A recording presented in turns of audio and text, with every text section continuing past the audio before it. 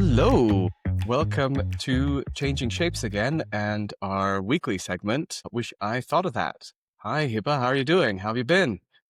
Hi, I'm good. I'm enjoying fall so much. It's busy, but I'm feeling a real resurgence of energy for some reason.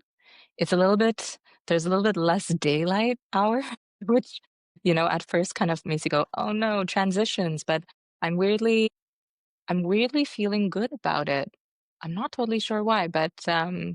How about you? Yeah, it's funny you should say that. I've definitely noticed this fall feels like a good one. And yeah, we've been good. We had a fun little excursion on Sunday. Our son really wanted to go bouldering or rock climbing, and Ah, so we went, and it was really eye-opening because the last time I properly tried bouldering was like in my 20s when I was mhm, still a student, mm, and I was so I bet. terrible at it. I had terrible technique. I could not, like, my friends were like fine, and they kept trying to explain to me what the technique is, and I understood it theoretically and couldn't turn it into practice.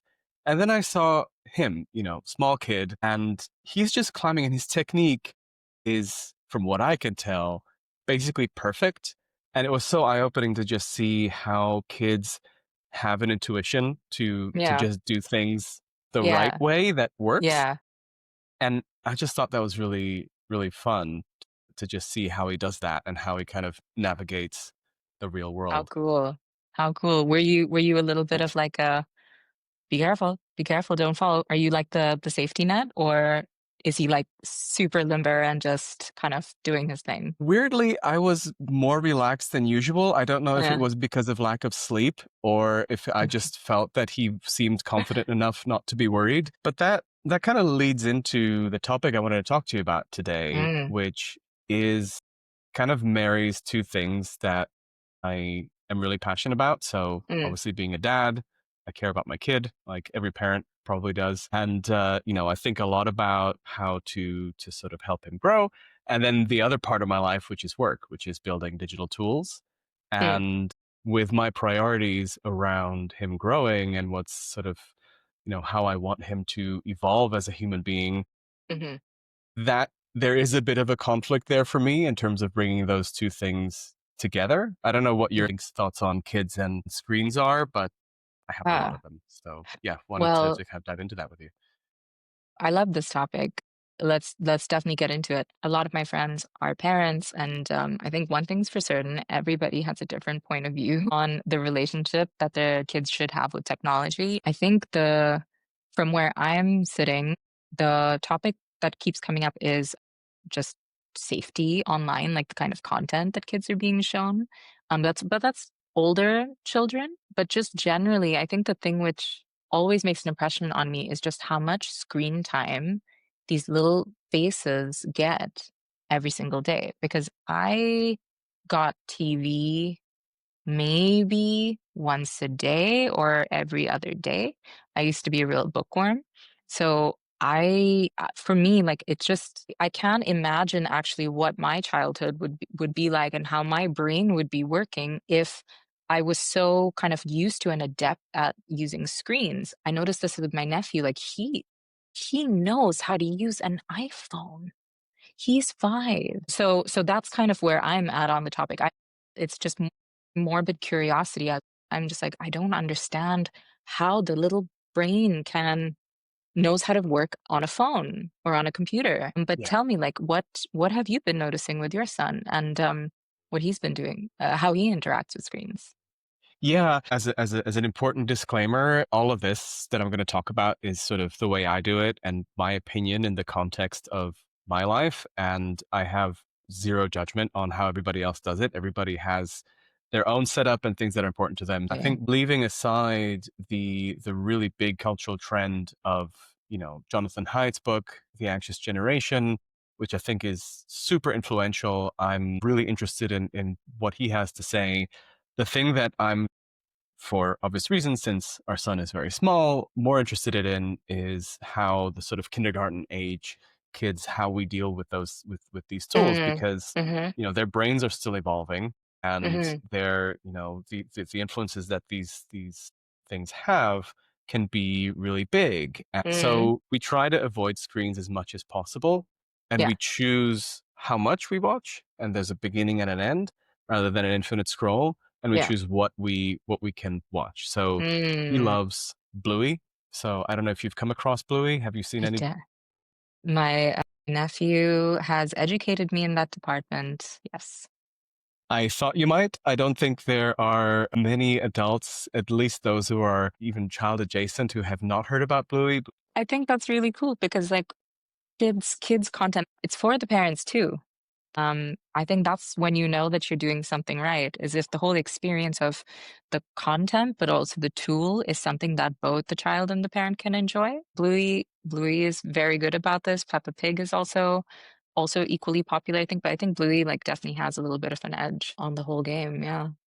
It's rightfully a phenomenon, and the lessons that they teach and the thoughts that they bring and the way that they construct the stories is absolutely fantastic. And then if it can be educational, like the German show Sendung mit der Maus, which is they put in elements of how are things made with short little stories in a short Mm, amount of content. mm, Those are things that there is a benefit. And then so if you're consciously using the tool, if we use it, we want to use it consciously rather than having it mhm. as a sort of distraction Yeah, or a totally. pacifier. Well, everything you were saying just was making me think. So, is there some out of all the games or the devices and things that your son uses or plays with or entertains himself with, are there any kind of common factors or things that you notice like the best tools doing like or factors or design principles or just is there a certain like level of thinking that you notice that's all these tools share in common? Yeah, that's a really good point. What I think are some of the important points are if it's whether it's on a screen or not, I think having elements where there's a beginning and an end. So, Mm, if it's a story, it has an arc and it begins and ends. So you don't mm, infinite scroll. I think we know it's not yeah, really great for us yeah, adults either. For kids mm, whose brains are evolving, I think it's even more dangerous because you get sucked in.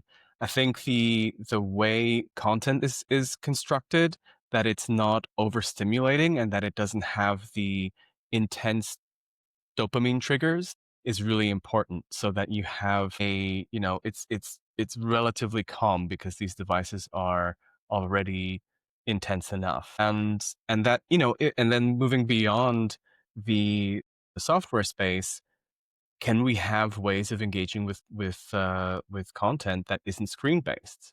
Because yeah, once you pick up your phone, you're in there and then all of a sudden you're on Instagram, and I definitely don't want to be with my son and then all of a sudden wind up mm, on mm, Instagram. And yeah, one of the things that I discovered way before I even became a parent was, mm. I don't know if you know the company Yoto, but they do these. Have you heard about them? You mentioned them to me actually. I haven't They seen the Yeah, toys. this Okay. is this is our son's Yoto player, which Wow. is I wanted this before. I mean, I wanted a kid before I knew about these players, but once I knew that we were going to have one, this is like I need to get one of these. Yeah. And it's amazing because you have this little player Yeah. and it's got this very basic screen where if you put in a little card, which is, I grew up with cassettes, when you put it Yeah. in, it then starts playing their story or their song. And it has this really rudimentary display, which I think is just really What? cute. Oh my And goodness. and so the children can see which song they're listening to or which story they're Yeah. they're they're going to put on, and they can skip through Yeah. it, but it doesn't have the thing where there's this sort of intense screen of the smartphone, and you don't Yeah. have to go as a parent to your smartphone to turn on their story or their song. Sure. And so I'm obsessed with tools like this that allow us to engage with content where we don't have to use a screen for it, and Mhm. where he gets to be autonomous as well. He doesn't have to pick up a phone to listen to something. He can go Mm, and grab his card, pick his story. We can even record mm. stories. So we have a friend of ours, him and his daughter recorded a story for our son and sent it to us. And he can now grab a card and put it in and listen to them telling him one of his favorite stories. My And, goodness. you know, I think as software people, we would, it's easy to default to, how could I do that with an app or something? But 100%. then Yep. I've got the phone there again. And I love that this company exists, that they made these things where we can Yeah. still have these interactions and we can just go and circumvent the phone. So those are things that I find really exciting because they allow me to not get sucked into the universe that's behind my phone. Yeah, a couple of things. I think it's so great to be reminded that not everything has to be an app, and that, there is a swinging back, the pendulum from, like, everything must be an app is swinging more towards, like, IRL experiences, run clubs, morning raves, just any sort of, like, real human tactile, like, experience, and I think that it's awesome to see that toys like that exist, which aren't, like, fully, like, we are completely shunning screens. There's an element of a screen, but it's much more interactive and it uses your brain. And I can totally imagine that even for adults, experiences like that and products like that are going to become much more in vogue. I just think that's so exciting and interesting also for as somebody who has been working in product for so long and you kind of have seen it all and done it all. This is kind of like a it sounds weird to say that it feels like a new frontier because it's very much going in ways it feels like it's going back to something, but it also feels new, right? Yeah. It's so I really that's immediately that makes me kind of go like, huh, what if you were designing an experience, a digital experience with more than just a phone or a computer in mind, that totally changes what the possibilities of what the experience could be. It puts meaningful and interesting constraints on the experience, but it really forces you to focus on like what is the problem to solve, or what is the feeling, what is the core feeling we want the user to have. So I love that. Are there any other toys or like things that he's playing with? I think the other Yeah. one we used with him was Lovevery. They Uh-huh. call themselves a child development company, not a toy brand. And that really rings true because Mhm. it's a subscription based model where every couple of weeks or every couple of months you get a box of Montessori toys, but Mm. also you get book. Everything's Mhm. offline, which I think is great. But you Mhm. get this book that explains, well, your child is in this window of age. This is what Mhm. how their brain is developing. Interesting. It's Yeah. short, so I can, Yeah. as a tired parent who's also working, I can Yeah. actually get through this little booklet quickly. Yeah. And then it explains, and this is how it ties into their current development, and this is how Mm. you can play with it, and this is how it'll fit into what how they're discovering the world right now. And Totally. the thing with them, yeah, there's no digital technology inherently there. Mm. But what I think is that gets me excited about them from a software design point of view is getting to understand what they're doing. I am going to be looking at their website, learning about their Totally. brand, learning about their priorities, getting the Mhm. subscription. Even something that might sound banal but gets me excited is, for some reason I want to skip one of the boxes, Mhm. or if I need to reorder a piece, I can Mhm. navigate out that on the website so easily. I'm an exhausted parent, barely slept. Oh Yeah. yeah, we lost this piece or this thing broke. Couple of clicks and I can get that sorted. So good. The innovation is just in the way of really intelligently designing their interfaces for me to just get what I want to do and get in and get out Yeah. and get Can things sorted. can I offer a different word than it's an innovation? Mhm. Because I don't think that it is. I don't think that it's doing something new. I think that they're just doing it right Yeah, because exactly they right. understood that kids lose toys. And they understood that the parent does not have all the time in the world to go like do your typical e-commerce experience. And they made it so straightforward because they actually had you in mind. Something I just wrote down, by the way, I have my I had post it.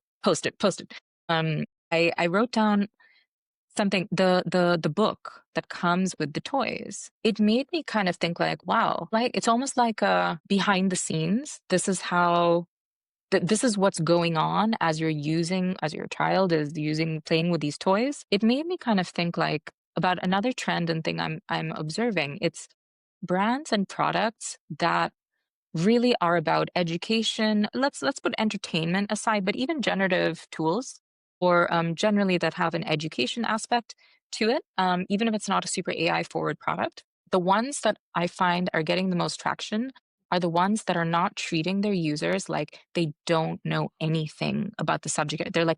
They're not the brands that are saying, we're the experts, here's our product, use it, your life will be 10x easier or more productive or this or that.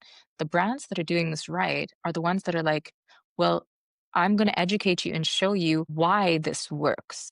You're going to get smarter or better by using the product.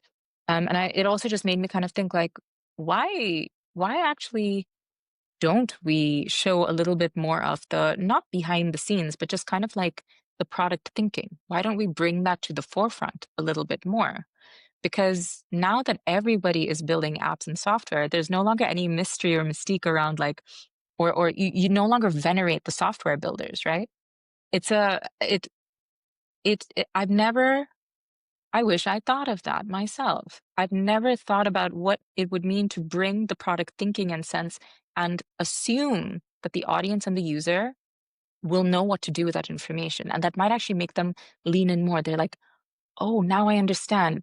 You designed it in this way to help me achieve this, and you're doing it in this way instead of that way. I get it. And I want to work that way, or I want to accomplish the task that way. So now I'm going to use your product even more. I think that's genius. How cool. Wow. I love that. I think Mhm. maybe the question for me to you would be, what do you see examples of how to show that? Like, is that something that is, is better shown within the product, or is that on the side of, maybe Yeah. the website where you're educating people of how Yeah. things are and you're getting people more involved? Yeah. Yeah. What's a good way, or what ways have you seen that are good, that tie people in and that open that door? Totally. That's a really good question. And I'm going to answer it in a little bit of a roundabout way. It occurs to me that the folks that are behind Lovevery, um, they are probably they are they are their own user. I'm going to make an assumption that they knew exactly what kind of experience was needed because they are part of they felt the pain themselves, right? And it occurs to me, no shade, but in our startup tech culture, how many times we're like, let's just identify pain points, general pain points, stuff we have known nothing about. You can rationally understand where the friction is and you can try to solve for it. But it just occurs to me that, you know, at some point, you really have to have experienced the pain yourself to create a product that really can stand on its own 2 feet. And where I'm going with this is I've noticed something on Instagram, which is um, I don't know if you've seen this yourself, but it's e-commerce platforms, especially with a lot of products targeted for women.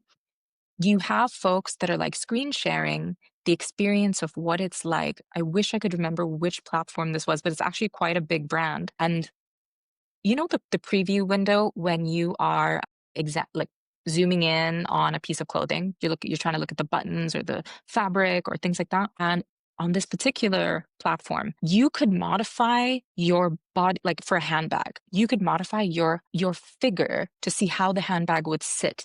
You could modify your height or the ratio of, so it wasn't just about previewing the handbag, they were helping you preview it on you, but it wasn't like an AR type thing either. But the caption that people were saying was, tell me that this was designed by a woman without telling me this was designed by a woman. Because women who are shopping for things have a really hard time sometimes picturing themselves with the item. And it's not about seeing a beautiful model of different and a variety of models of different sizes. That helps. But the level of detail, like ridiculous, almost ridiculous detail that went into the preview section of an e-commerce platform, people were saying immediately, people were like, I understand thinking. I understand the thing. Like they were thinking, it's really hard for people to make a decision on if this is going to work for me. And I would say that's a really that's the example that came to my mind without like thinking about it too hard. And that happened on Instagram.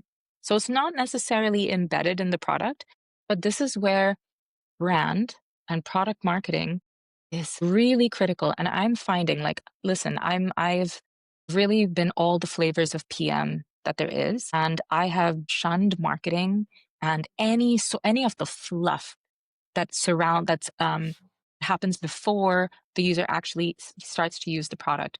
But I'm learning more than anything, brand, culture, content. It's everything. It sets the stage and it primes somebody for what they're getting because there's 101 competitors that are just like you. They're fighting for the same space. They're fighting for attention. But the brands and the products that do really well, they treat their users as smart. They bring them into the process and they're so ridiculously detailed or sorry, detail oriented and experts in a domain. They're not trying to do everything really well. So it's a regular commerce. I have to we're gonna put we'll put this in the notes. I will find which platform this is so you can like play with it. But I would say I would bring the behind the scenes, the product thinking, make that your content strategy. That if I was starting a startup tomorrow and it was a digital product or a digital experience of any kind, I would from the get-go be like, this is what went into the design of this product. Because I think people are appreciating that in a way that they weren't as curious about before. Yeah. What I really love about that is that you can, without it necessarily being explained, how you described, how you can see the thinking of the person that was behind there. And I can imagine, there's people that are, I love surrounding myself with people who think like this, who are able to see and understand why is somebody here? What are they trying to Mm, do? And some of them, it's best if I have that lived experience. And some are able to also learn and sit next to someone and learn, oh, this is what you're going through yeah. in the context of being on an e-commerce site or something Yeah. else. But what they're then able to do is bring their passion for design or for product or for, for engineers, for development and technology, and Mhm. bring those things together and say, oh, I really deeply understand what somebody in this context really needs. Mm, And here's something great how we can answer that. I think for everybody, it's important to learn how to articulate why is this technology particularly good in that context. And so mhm. I can hear the conversations in the background Yeah. when this was being designed, how everybody got on the page and understood what we're here to solve as Yeah. a brand. Yeah. Everybody's on board and can articulate and bring their deep knowledge to Yeah. turn this into reality. And I think that's Yeah. where innovation doesn't have to be, I think there's this pressure on innovation for it to be this thing that never existed before. But I think so often it's just Mm, understanding your realm of expertise in a way where mhm. you're putting three things together that weren't put together before to Yeah. come up with a solution that we haven't seen, Yeah. and it's delightful, and it's bringing it, moving us forward and actually answering something that we really really deeply need. 100%.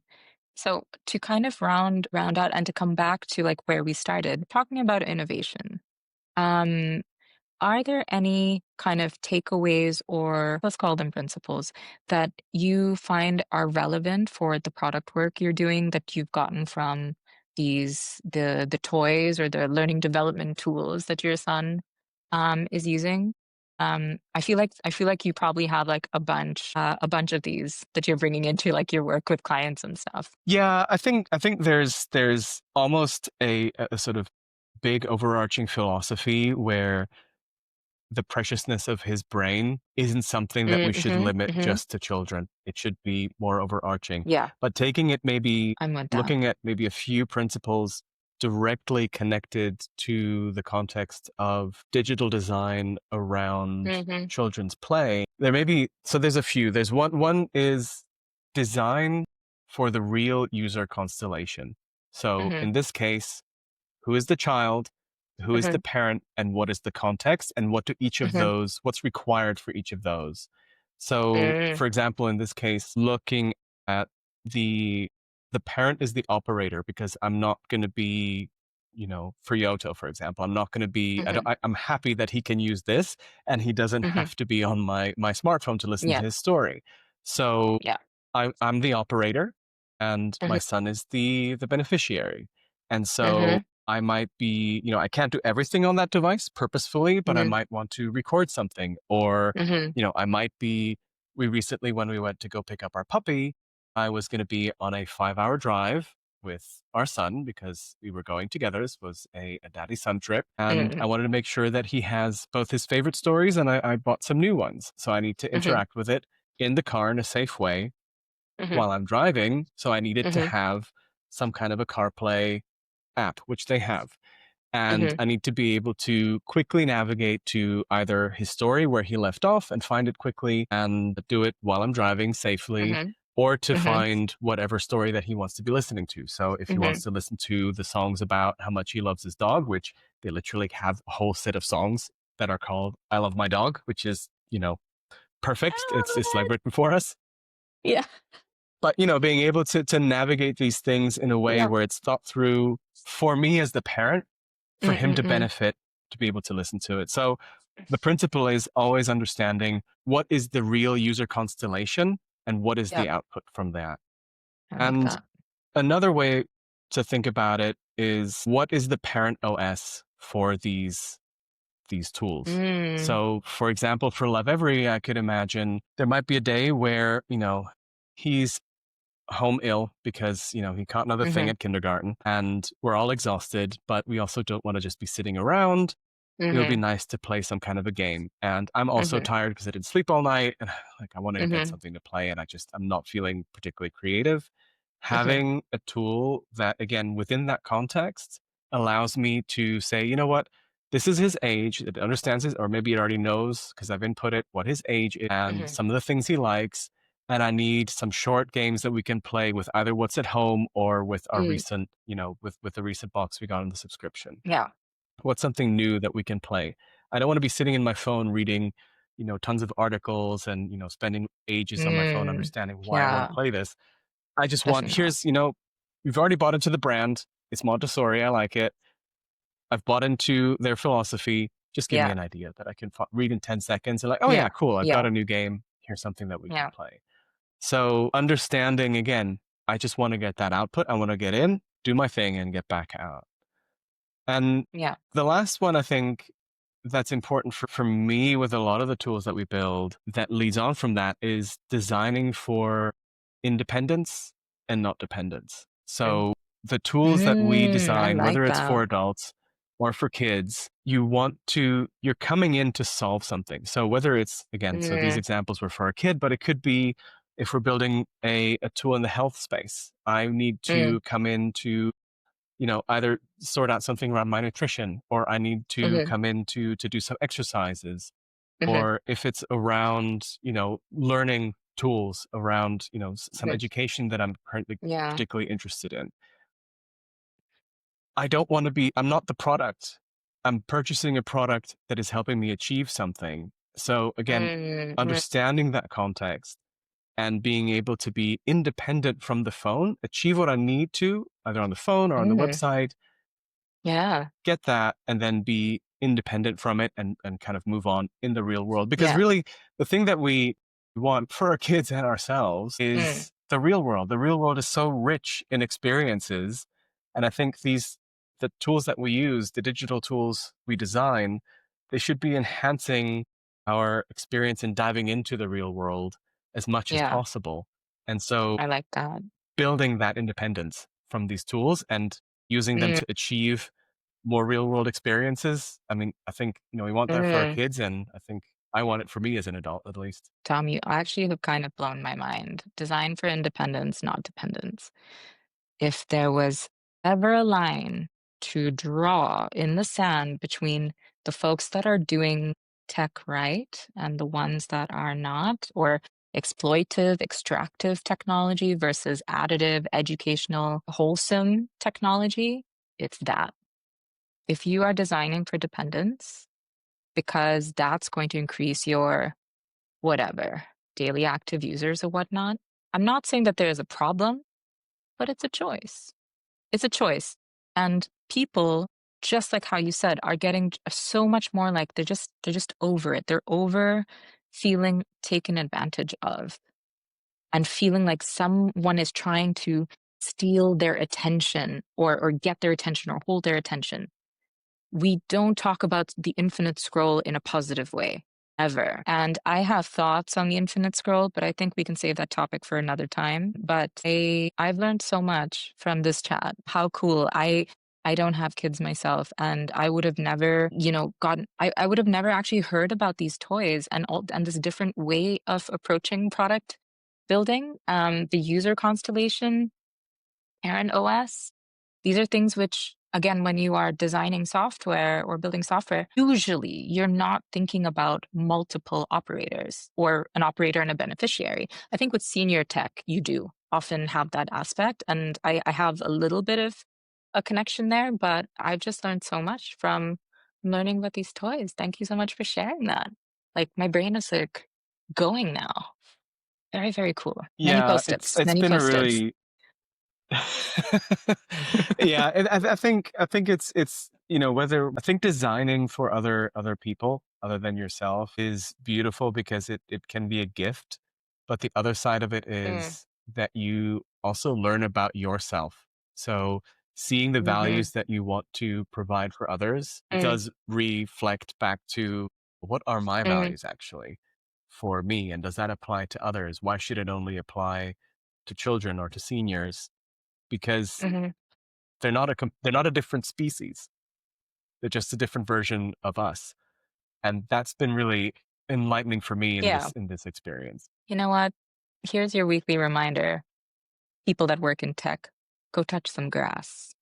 Remember, it's all, we're just kids, older people, everyone in the middle. We're all just people. We're all at different stages and phases of life, and we all deserve to have solutions to our problems. Go touch some grass. Exactly. Stop designing Exactly. sexy CRMs. I'm bored. I don't want to see this anymore. Oh my goodness. Oh, yeah. You know what? Yeah. Fair, fair point. Yeah. Man, how fun. I really enjoyed our chat this week. So did I. Thank you for joining in and for being part of it. See you next week then. Sounds good. Can't wait. This is so much fun. All right.